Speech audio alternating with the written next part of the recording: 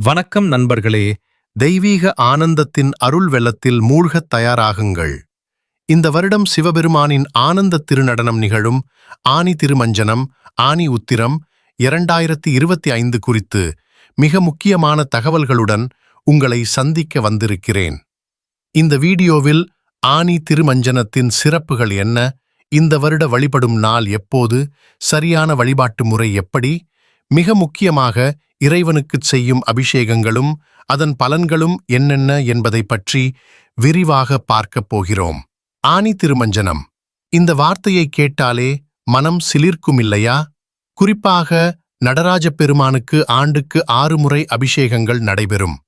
அவற்றில் மார்கழி திருவாதிரையும் இந்த ஆனி உத்திரமும் தான் ரொம்ப விசேஷம்.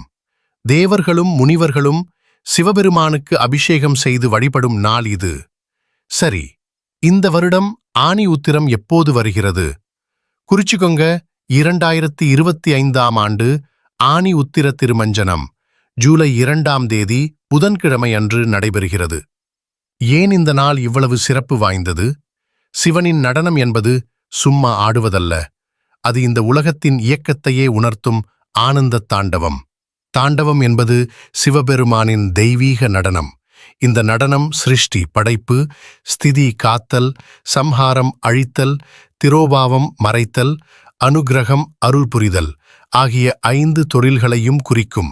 இந்த நாளில் அந்த நடராஜ பெருமானின் மகா அபிஷேகத்தை நாம் கண்ணாரக் கண்டால் அது பல ஜென்ம புண்ணியத்திற்குச் சமம். அதிகாலை வேளையிலேயே இந்த அபிஷேகங்கள் ஆரம்பமாகும். பால், தயிர், பன்னீர், இளநீர், சந்தனம் என குளிர்ந்த பொருட்களைக் கொண்டு சிவபெருமானின் திருமேனிக்கு அபிஷேகம் செய்வார்கள். நடராஜருக்கு திருவாபரணங்கள் அணிவிக்கப்பட்டு சிறப்பு அலங்காரங்கள் நடத்தப்பட்டு இரகசிய பூஜை நடத்தப்படும். அதன் பிறகு சிறப்பு அலங்காரத்தில் நடராஜ மூர்த்தியும் சிவகாமி அம்மையும் ராஜசபையிலிருந்து சிற்சபைக்கு எழுந்தருளி பக்தர்களுக்கு தரிசனம் தருவார்கள். இதற்கு ஆனி உத்திர தரிசனம் என்று பெயர். இப்போது மிக முக்கியமான பகுதி. இந்த அபிஷேகங்களை தரிசிப்பதாலும் இறைவனுக்கு அபிஷேகப் பொருட்களை வாங்கி அளிப்பதாலும் நமக்கு என்னென்ன பலன்கள் கிடைக்கும்? நம்ம உடலில் இருக்கும் எல்லா நோய்களும் நீங்கி ஆரோக்கியம் மேம்படும். பண கஷ்டம் தீர்ந்து வீட்டில் செல்வம் பெருகும். படிப்பிலும் எந்த கலையிலும் சிறந்து விளங்கலாம். குடும்பத்தில நிம்மதியும் சந்தோஷமும் பெருகும். இறுதியில பிறவிப்பிணி நீங்கி மோட்சம் கிடைக்கும்னு பெரியோர்கள் சொல்றாங்க. கோவிலுக்குச் செல்ல முடியாதவங்க கவலைப்பட வேண்டாம்.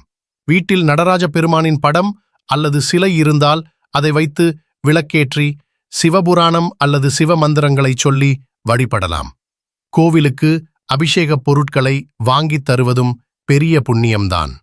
இந்த ஆனி திருமஞ்சனம், ஆனி உத்திர நாளில் அனைவரும் சிவபெருமானை மனமுருகி வழிபட்டு எல்லா நலன்களையும் பெற்று ஆனந்தமாக வாழ எனது வாழ்த்துக்கள். இந்த வீடியோ உங்களுக்கு பயனுள்ளதாக இருந்திருந்தால் மறக்காம லைக் பண்ணுங்க. உங்க நண்பர்கள், உறவினர்களோடு ஷேர் பண்ணுங்க. இன்னும் இது போன்ற பல பயனுள்ள தகவல்களை தெரிஞ்சுக்க நம்ம சேனலை சப்ஸ்கிரைப் பண்ண மறந்துடாதீங்க.